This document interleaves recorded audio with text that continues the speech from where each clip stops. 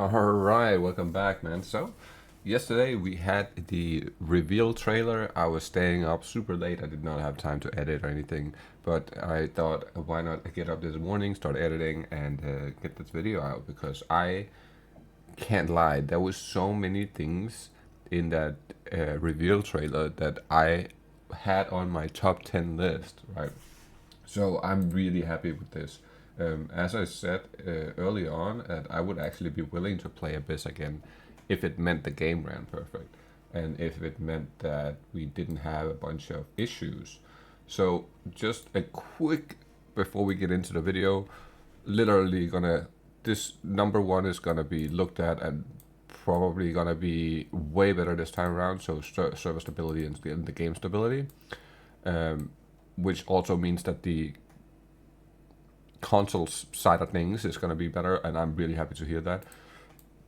Lightning is going to be more in line with the other elements and poison and physical, so really happy to see that. Adding more flavor to, or adding like basically buffing the underperforming ascendancies, which pretty much like a lot of them are getting above, so really interesting. A lot of changes there. Super happy to see that. The delirium is getting a massive change too, so we don't have to look at the horror show we have been looking at. It looks a lot better now. It's not necessarily a disable button, so you could disable it, but that was like a patch like solution that I came with, just so up until the point where they figured something out that was better. But now that they're showing that they actually have figured something out that's better, so I'm pretty happy with that. They so I'm not, this one doesn't really count. Warrior skills getting some love, happy to see that. Lineage supports, this is getting, like, this specific gem is getting a little bit more rare, the Arjun's medal, but it also is getting like literally like 3x the buff, right? So I guess I understand, but that thing is gonna be, it's gonna be stupid expensive now. Then we have Atlas Tree getting love. I'm happy to see that too. That really is needed. They didn't say anything about a tablet tab, so don't know that, and they didn't talk about a re-rolling flask currency, so that is still up in the air, where, like, if that is something we're getting now or if it's something that will come later. Not sure how that's gonna work out. So without further ado, I'll let you guys enjoy my initial reaction to the reveal trailer, and then later I'll upload the Q&A as well, and then going over the patch notes, which I started going over the patch notes last night, but I was falling asleep. It was like almost 2 o'clock. So yeah, I'll continue going over those today, and I'll probably have that video out later today as well, hopefully. So hopefully you all enjoy. Like, comment, subscribe, all the good jazz. If you want to see me, I see more. Yeah, I love you guys, and I hope you enjoy. I hope you're just as happy as I am with this.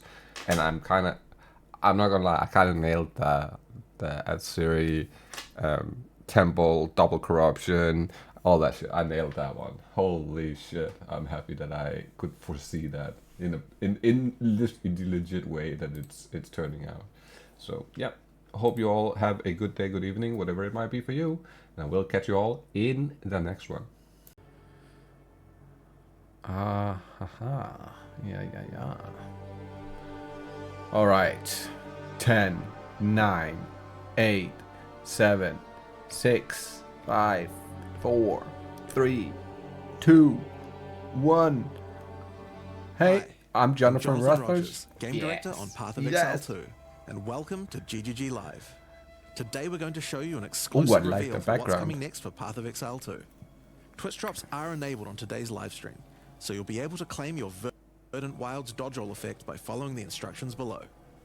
And today it's finally time to show off a new class that we know everyone in the community's been waiting for. So let's roll the trailer for Path of XL2, The Last of the Druids. Yes, sir.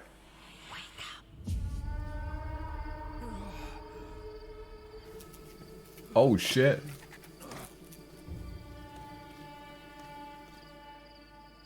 Well, well.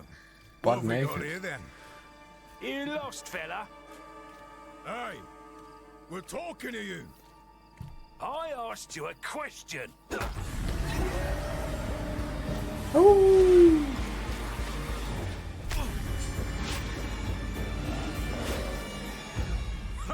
What's wrong with him? What's the dodge form? Ah, he's lost his bloody mind. It is a monkey.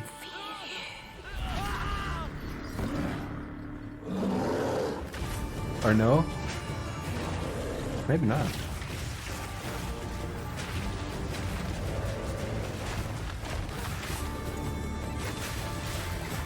Oh, that looks fire.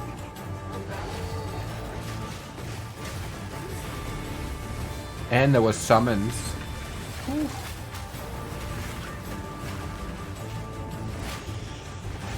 Oh, it's a dragon!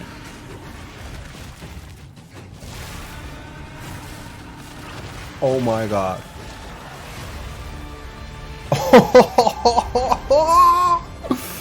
Yo!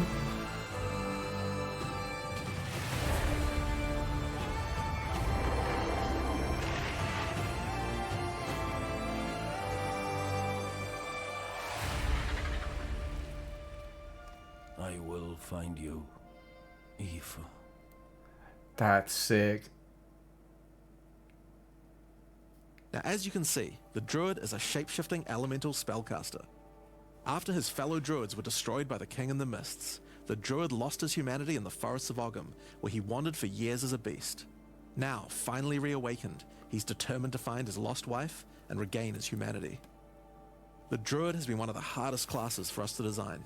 As well as having human spells, he has 3 animal forms, and we wanted to make sure that there were interesting combos between all of them. The druid is our first hybrid strength and intelligence class. That means he needs to have the ability to use spells and attacks. As a human, the druid typically uses magical staves to harness the powers of the earth and the natural world. One of the first skills you will learn is the ability to create small volcanoes from the earth.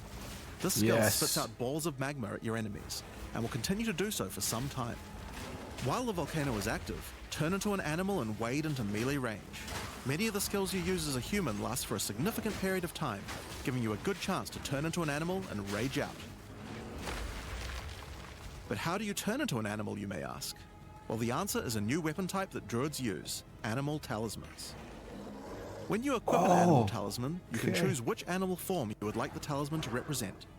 Depending on what you choose, you'll be given that animal's basic attack as a new skill to equip. For a bear, that's Maul. To turn into a bear, simply use the skill. Your character will instantly transform into a bear and attack. If you want to change back to a human, just cast a spell.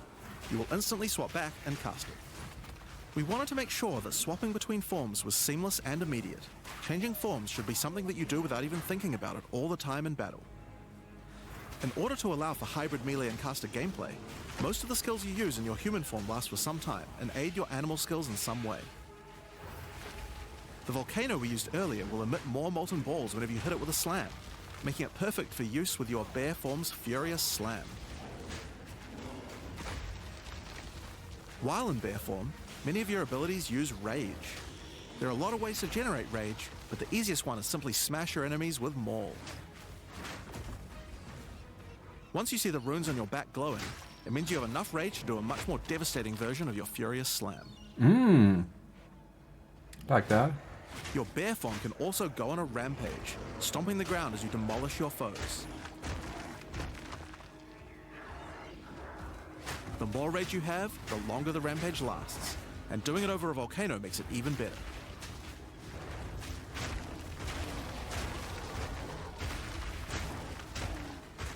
As you consume rage, your bear form will generate endurance charges, and these can be used with skills like Ferocious Roar.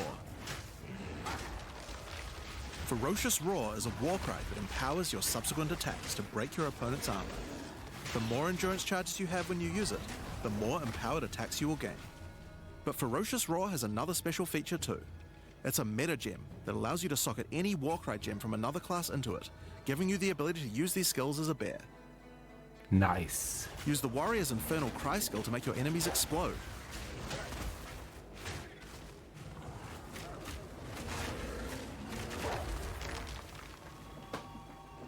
Or use Seismic Cry to stun your enemies and double up the number of slams you do.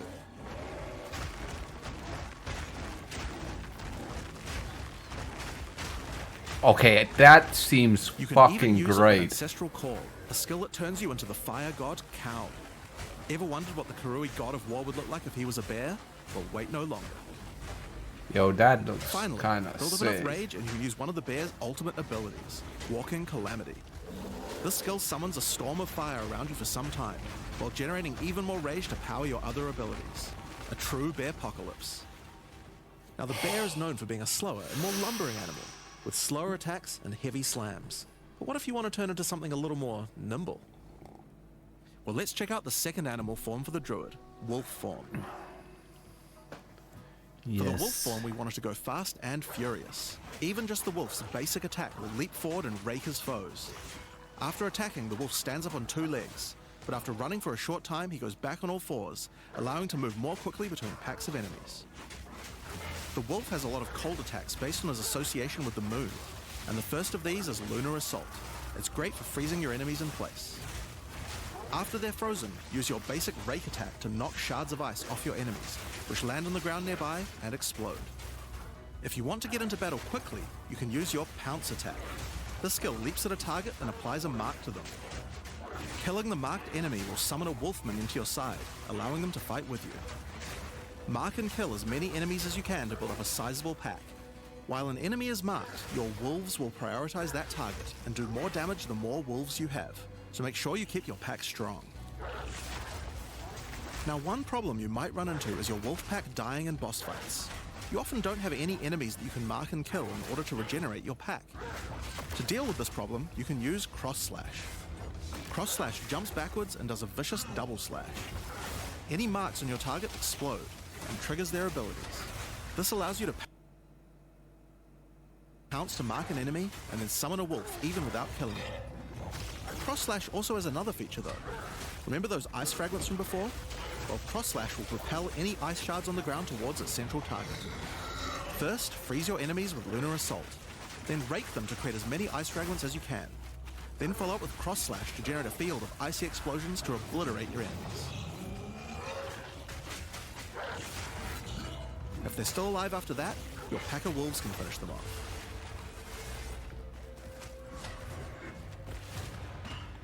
Just like with the bear's raw skill earlier that allows you to use skills from other classes, Pounce is also a meta gem that you can socket mark skills from other classes into.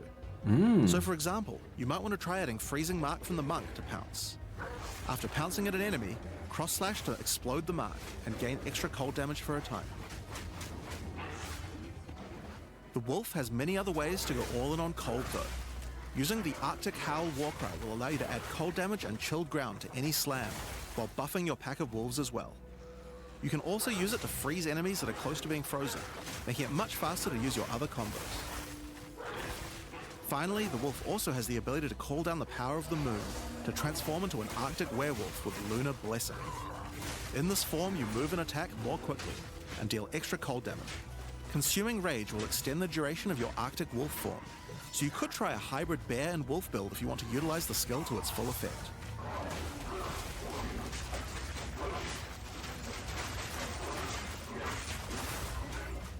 Alright, let's talk about the third form available to the druid, and I think it's a cool one. The Yes, Wyvern. sir. The Wyvern has a number of long-range breath abilities, but that doesn't mean you can't get into melee range when you want to. The basic attack of the Wyvern is Rend. Jump forward into combat and slash your enemies with your lethal talons. If they're close to being stunned, you can blow them off balance with a blast from your wings, causing an explosion of damage. After the battle though, it's That time looks to so feed. sick. Devour the corpses of monsters to create power charges, and this is when the Wyvern's abilities really come online. When using Rend, you can consume a power charge to charge up your wings with lightning. Not only does this do a bunch of damage, but it allows you to turn this melee skill into a much larger AoE attack. Please don't let Once your that be wings are meta. charged, your wing blast will also do lightning explosions for even more damage. If your enemies are close to death, No need to wait for them to actually die. When you see this blue marker, just devour them alive. Fresh meat is much tastier after all. Alright, so those are some melee options. But how about range? Well, you wouldn't be much of a dragon if you couldn't breathe fire after all. Rolling magma is the first of the wyvern's breath attacks. Spit balls of fire that bounce along the ground. These balls will trigger volcanoes as well, so it's a good idea to cast one as a human right before you start spitting. But that's not all you can spit. You have something a little nastier in that gullet of yours. Spitting a barrage of oil at your enemies will cover them in a viscous sludge that makes them easier to ignite. If you have power charges though, plant your wings in the ground and vomit a barrage of lightning-infused projectiles. The more power charges you have, the longer you can do this for. But make sure you keep your foes at range. You're vulnerable to melee attacks while channeling this skill. In order to help with that, let's take a quick diversion back to some of your human abilities. As a druid of Scoth, you have the ability to harness the power of nature to create entangling vines to slow down your enemies. Another of nature's punishments is the thunderstorm. Creating one of these will create periodic strikes of lightning from the sky, and will also make your enemies wet. Why is that useful? Well, of course, things that are wet are easier to shock. Use it with lightning damage from your wyvern form to enhance your damage. Making things wet also makes them easier to freeze, so it works nicely with your wolf form as well. And you know what else likes water? Plants. Water your plants to give them various extra abilities. Use Lightning Storm with Entangle to make them last longer, and attach more vines to each enemy, slowing them further. Summon Thrashing Vines to slam at your enemies for a time. Any that are created in water will be larger and deal more damage. Now then, with our enemies sufficiently subdued with our plants, time to really lay into them with our lightning-infused barrage. Now, this last wyvern ability is just ridiculous, but we felt like we had to do it. Use Flame Breath to take to the skies and rain down a stream of fire on your enemies. You have wings, so we have to take full advantage of them after all. So fly around and burn in it. Bro, this is so sick looking, what the fuck? Now there are a few other skills we didn't cover, but there's one in particular that I think will open up a lot of builds. Spell Totems. Spell Totems are meta gems that let you create a totem that will automatically cast any spell in the game for a time. In order to create one, you will need to spend 3 endurance or 3 power charges. You could use them to throw fireballs, summon comets, or shower the area in lightning. Really, the options are kind of endless. Your bear form can easily generate endurance charges by consuming rage, and your wyvern form can easily create power charges by eating corpses. So it's pretty easy for the druid to get the charges needed, but they're also available from quite a few other places as well. I'm sure we'll be seeing a lot of different spellcaster classes thinking about how best to take advantage of these. I like that. Now, of course, along with a new class comes a bunch of new support gems. We've added over 30 new supports throughout the game, but I'll show you a few of the cooler ones here. Fan the Flames can be added to any wind skill to spread fire from one ignited enemy to other enemies behind them. It's great for the wyvern's Wing Blast. We can also use it on many other classes with wind skills, like the Twisters on the Huntress, or the Monk's Staggering Palm Projectiles. Accelerated Growth causes extra explosive plants to erupt from the ground whenever you grow plants with rain. And Advancing Storm changes storm skills like your Thunderstorm or Tornado to move across the battlefield. It's great for watering plants en masse, or to turn tornadoes into a real disaster by sucking up multiple ground effects as they travel along. And the Sorceress might like to use it with Firestorm as well. Echoing Cry causes your Warcry skills to echo. They will repeat a couple more times with a delay after you use them, giving you more empowered attacks. Use it for the druid's animal form Warcries, or on the warrior for a nice power boost. Grounding Shocks causes monsters you shock to turn into living Tesla coils, arcing lightning to nearby enemies.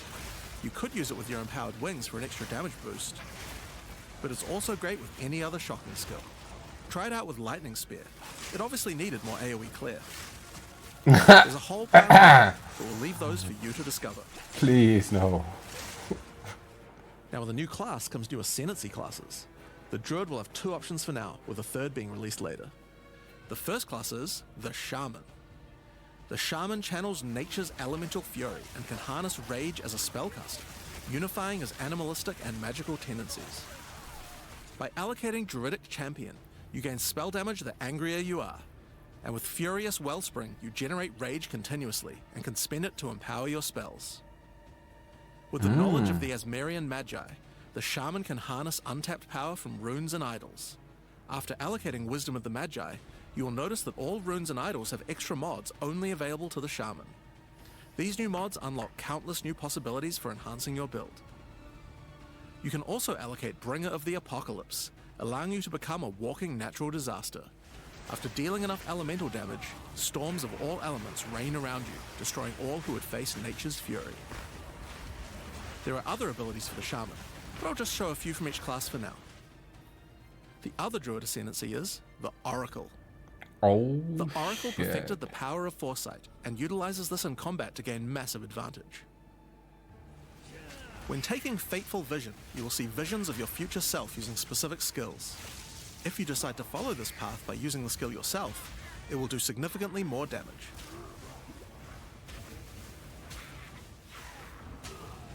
And with Converging Paths, at a critical moment in battle when a monster is vulnerable to freeze, stun, or electrocution, the Oracle can use Moment of Vulnerability to see a vision of the enemy's future, and then merge it with the current timeline, allowing him to deal damage to both.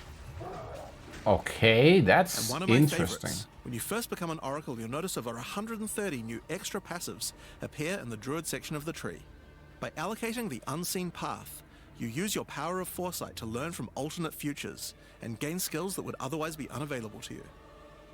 For example, self-sacrificing allows you to be able to summon more minions by reducing the spirit costs, with the trade-off of making your reservation skills cost more spirit. Or Corruption Endures, which allows oracles to have a small chance to avoid death. Both the Druid Ascendancies offer interesting and unique ways to gain modifiers that no other classes can get, so we're expecting a huge variety of build possibilities from these. Now there are unique talismans for the Druid to use as well. We won't spoil all of them, but this one was particularly cool. Fury of the King turns your bear form into a fire demon, converting most of your damage to fire. Oh my As a demon, god. you can also use Molten Crash, a jumping slam attack that leaves fissures around you. This unique also continuously grants glory, allowing you to use your ultimate abilities more easily. Now of course the Druid isn't the only thing we're adding to 040. We still have a bunch more to show. With every new release, we create a new league with new mechanics, new pinnacle bosses, and with a new story to tell. And this time is no exception. So let's roll the trailer for the fate of the Vaal. The palace of Queen Atziri. It is a ruin, but in the dark, machines still churn.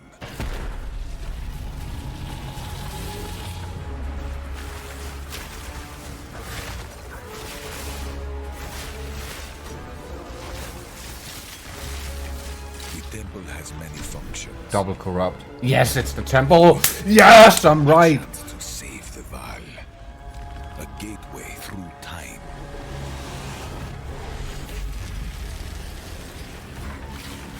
Travel into the past. Again. And again. Alter the temple. Uncover its secrets. You will be rewarded for your sacrifice.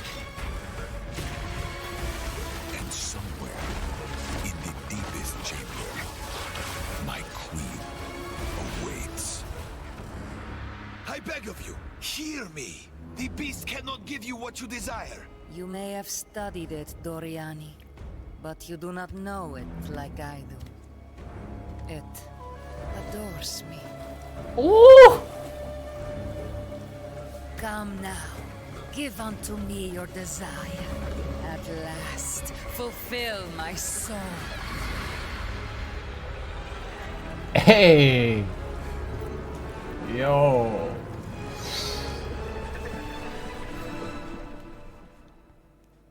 Hi, I'm Mark Roberts, Game Director on Path of Exile. What's up, Mr. Roberts? In the Fate of the Vaal League, you will find remnants of the ancient Vaal civilization scattered throughout Rayclast.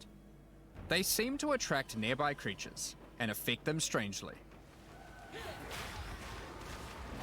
After killing them, the Remnant appears to gain some amount of power, but not enough to fully activate it.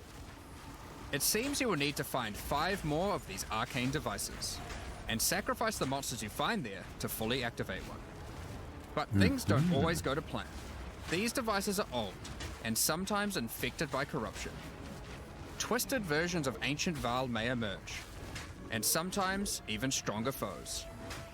On fully activating one of the devices, you finally discover its true purpose. A portal opens and takes you deep underground to a lost temple, once the home of Atziri, Queen of the Vaal. What treasures could still be inside? I think you're gonna want Double to find corrupt. out. Come on, baby. In front of the entrance is a console of some kind, and on activating it, you can see a map of the temple. Atziri's personal chambers are on the far side, but how could anyone get there? There are disconnected rooms, and the layout doesn't seem to make sense. And that's when you realize the purpose of the ancient devices scattered through Rayclast.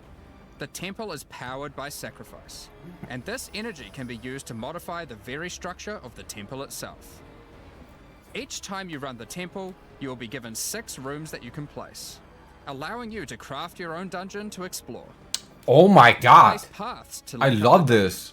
and place rooms beside them full of precious loot. After you are happy with your choices, open the temple and discover the results of your efforts. Each room contains different challenges along with its rewards. On entering a room, the doors will slam shut behind you, and you will need to face the encounter within. But choose wisely. It's important where you place the rooms to get maximum returns. For example, when placing a commander, you could just place it anywhere along an existing path, but a much better strategy is to place it next to a garrison of troops for him to command. With better leadership, the garrison will level up, making the monsters harder, but also more rewarding. Different rooms have different requirements for leveling up. For example, if you want to fully level up a smithy, you will need to supply it with golems from an adjacent golem works, and hook up a generator to the power network to supply it with power. After doing so, the golems will be powered up, making them much more dangerous. You don't need to memorize what interacts with what. When selecting a room, you will be shown the locations that will make other rooms level up, and exactly what effect it will have on the temple. Oh, I like that. After running the temple, a few of the rooms will destabilize and be removed. It will be up to you to rebuild the temple, adding 6 more rooms each time you come back. Oh, Making the temple larger and larger and larger. So I love that that's the fact they basic made it a functionality of minigame. the temple, but there is a lot more. Once Doriani finds out about your travels to Leraval, he will attempt to persuade you to take on a new mission. The temple entrance contains a prototype of the time portal device. It will be able to take you back in time, but only to one specific point, right before Atziri triggered the cataclysm that destroyed the Vaal. He requests that you go back and attempt to stop Atziri to prevent the Vaal from ever being yo, destroyed. this is looking insane.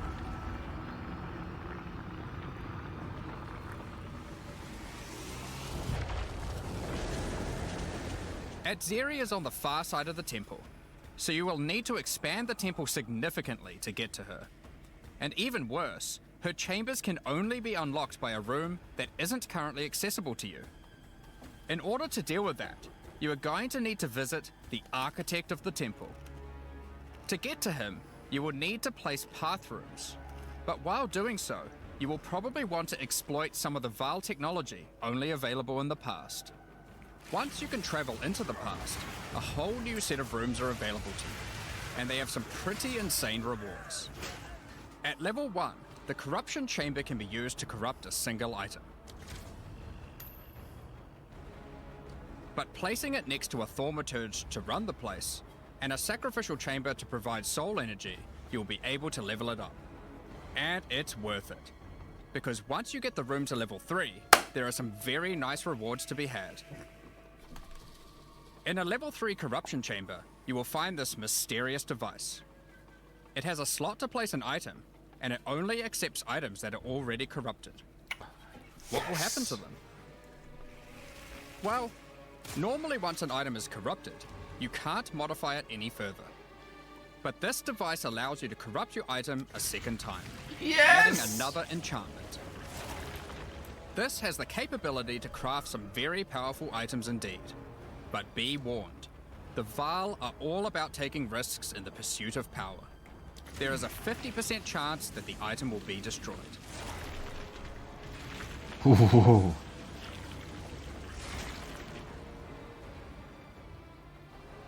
I don't think Each room Hinakoris has will its own work on interesting that. mechanics and rewards when it levels up. Many of them contain bosses to fight, special drops, and in many cases, new crafting opportunities. Yes. For example, a level 3 alchemy lab has a nasty Vaal construct to fight, but if you can defeat it, you can find new corrupted soul cores. Like Guatalizi's thesis, which on boots allows you to sacrifice your life to run faster. Or Seta Qualotl's thesis, which on gloves will revive one of your minions whenever an offering expires. Get a sacrificial chamber to level 3, and you will need to face a highborn priest of sacrifice. Defeat him to be able to further corrupt a Vaal unique, modifying it in unpredictable ways. One of the mods of this unique will be removed and replaced with another random mod. Oh! For example, this Soul Mantle. It gives you an additional totem, but lowers your totem's life and curses you when they die. By using the machine, this could result in a terrible item if you remove the good mod, but also some amazing items if you replace the downside. Brother. Now, one extra thing to mention about these Vaal crafting machines. You don't have to take the items you want to craft into the temple. If you don't have the item you want to craft with you at the time, then clicking this button will allow you to create a currency item instead, allowing you to do the craft later or trade it if you want. Yes! Now, there are all sorts of interesting rooms you can find in the temple, but the last one I want to show you today is the Flesh Surgeon. A Vaal Flesh Surgeon can be leveled up by placing him next to a high-level synth flesh lab.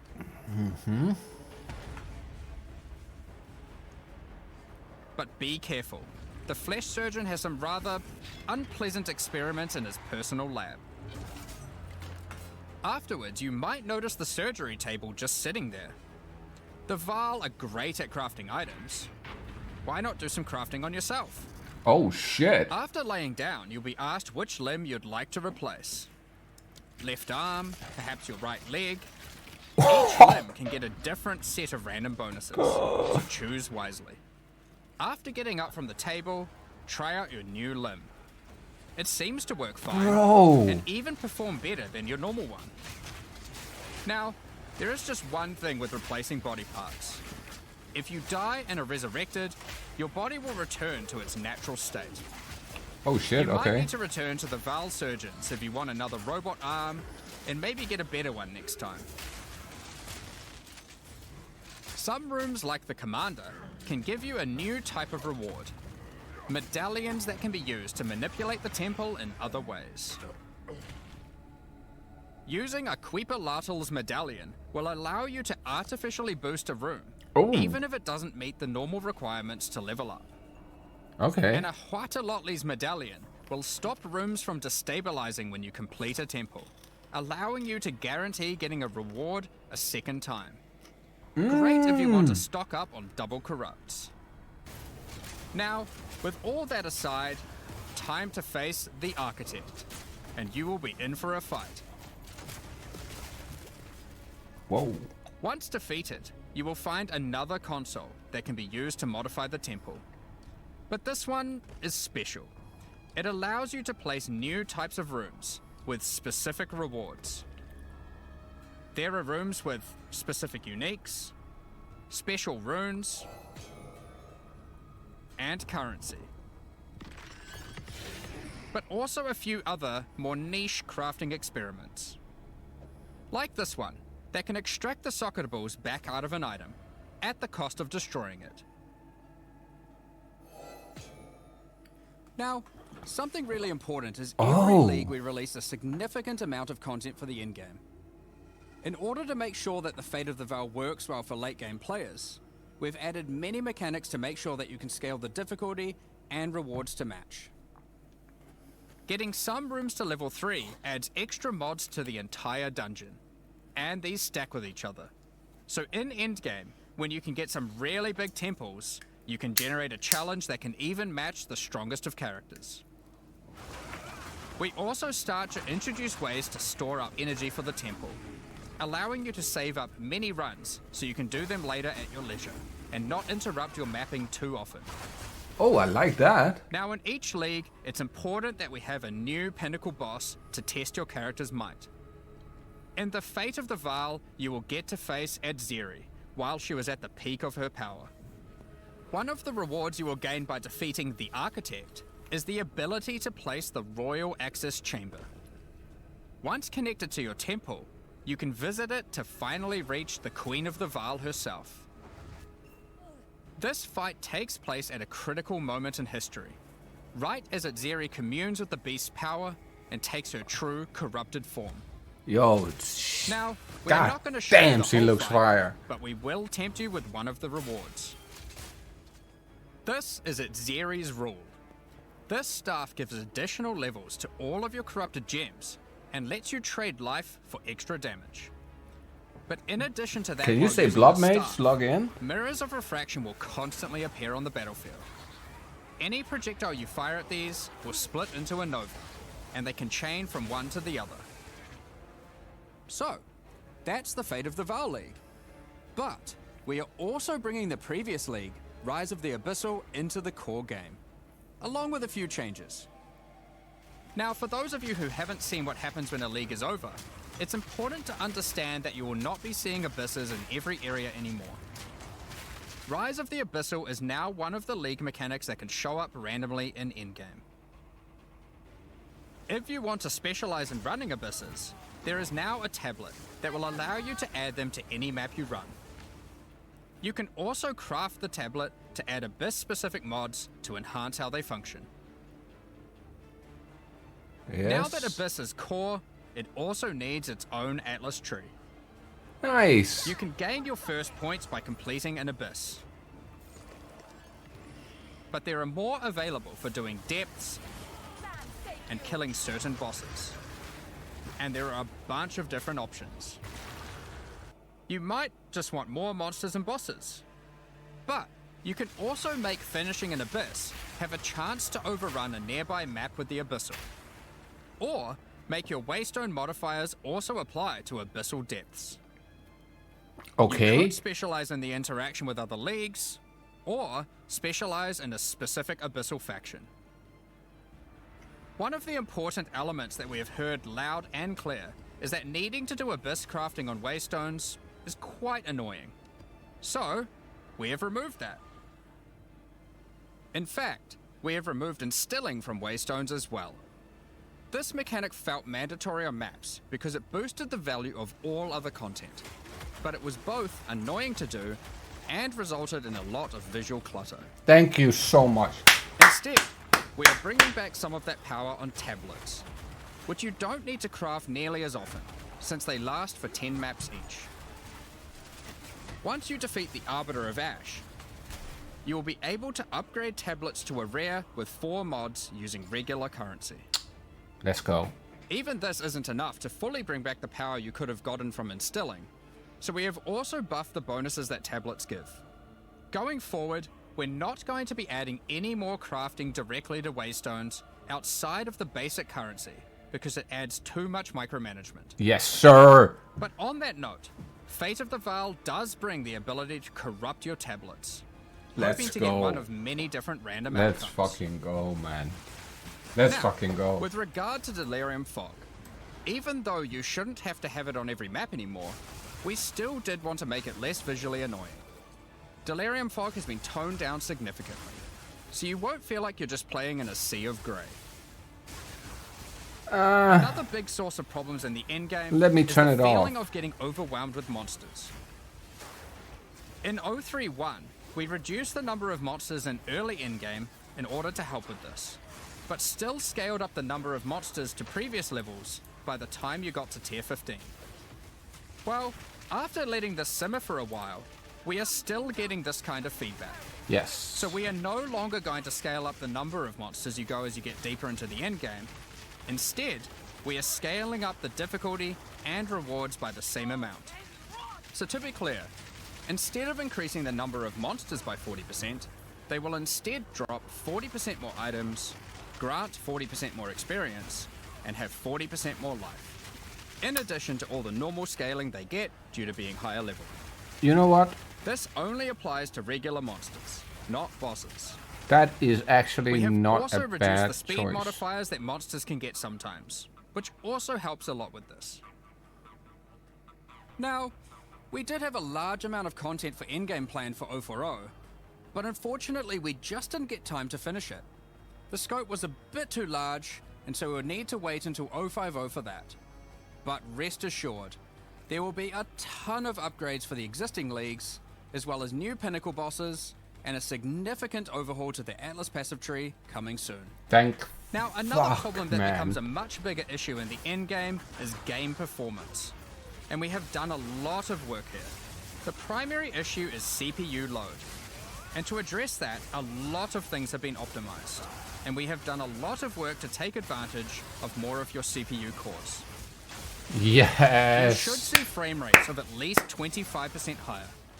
I love you While there's guys. bad frame spikes during Finally. gameplay, it does make quite a big difference, especially on consoles. A lot more work in this area is ongoing, and you will continue to see performance improvements over the next few months. Of course, another important area is game balance, and we have made a lot of changes. Now, most of these we will save for the patch notes, but I'll do a quick summary of some of the numbers. As well as adding 11 new unique items, we have rebalanced dozens of others that are not currently used very often. Yes. We've also done a pass over lineage supports. 21 of them have been rebalanced, as well as adding 9 more. Alongside the 2 new druid ascendancies, we have made balance changes to almost all the others, with Yes. some of them getting a grander rebalance, such as the Smith of Katava. Alongside the 20 plus new druid skills, we've also rebalanced 90 other active skills across all the different classes. And Thank to fuck, top man. it all off, Finally. there are also over 250 new passive skills added to the passive tree. These changes go a long way 250? to increase the viability of many more skills, uniques, and overall build variety that can tackle our most challenging content. Next up, we're going to be talking about our new supporter packs. Today, we're launching 2 new series of supporter packs, the Precursor and Kalgurin packs. Each tier contains the pack's full face value in points, alongside several exclusive microtransactions. As always, the microtransactions in these packs are purely cosmetic and do not affect your character's power or progression in any way. The Precursor series of supporter packs contains 6 exclusive microtransactions. That's a map device, alright. First up, the Marble Statue Character Effect. Once you finally stay still for a moment, a podium rises up out of the ground to immortalize you, turning your skin to marble. When you next move, the stone crumbles around you. That's pretty cool. The Precursors had mastery over gravity manipulation. So too can you, now with the Gravity Well Portal. Witness the power of its pull as you approach it. That is a sick looking Draw portal. in enemies with your own gravitational pull with the Awakened Precursor armor set. The Precursors designed and built many mysterious ancient beings. This one used to serve as a scout that would patrol and tase intruders. Why salvage gear yourself when the Master of the Forge can do it for you?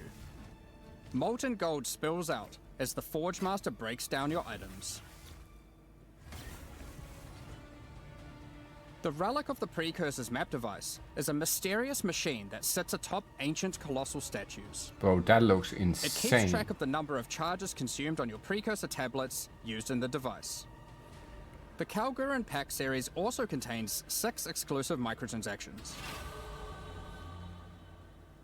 The Kalgurins had astounding skill in astronomy, being able to track cosmic events with absolute precision.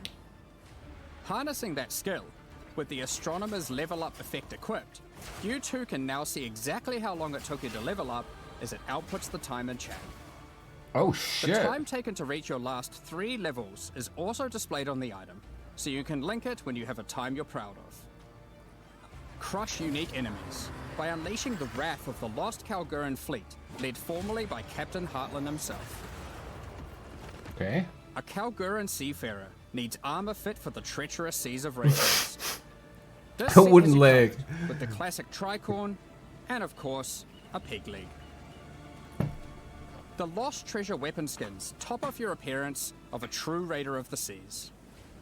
These gilded weapons can be applied to wands, two-hand maces, and shields.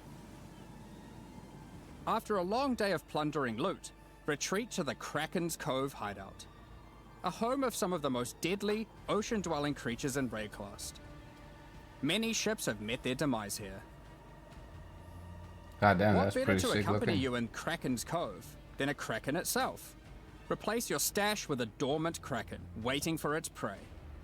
As you Okay. approach, it will awaken and terrify both you and any guests in your hideout. Alongside this, an extra stash skin item will be granted to you, and when placed, will automatically open to any stash tab set with the currency affinity, to help having to navigate through your tabs.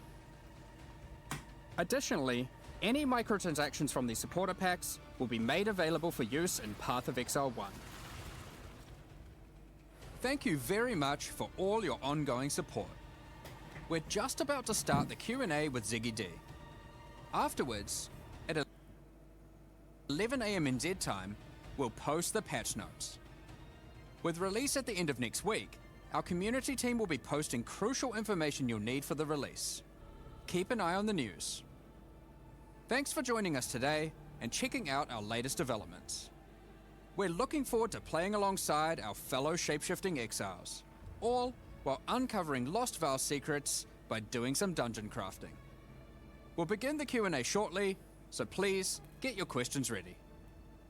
Respect, man. I honestly, improving the game performance was the #1 problem in my opinion, and that they at least they talked about it and they're doing something about it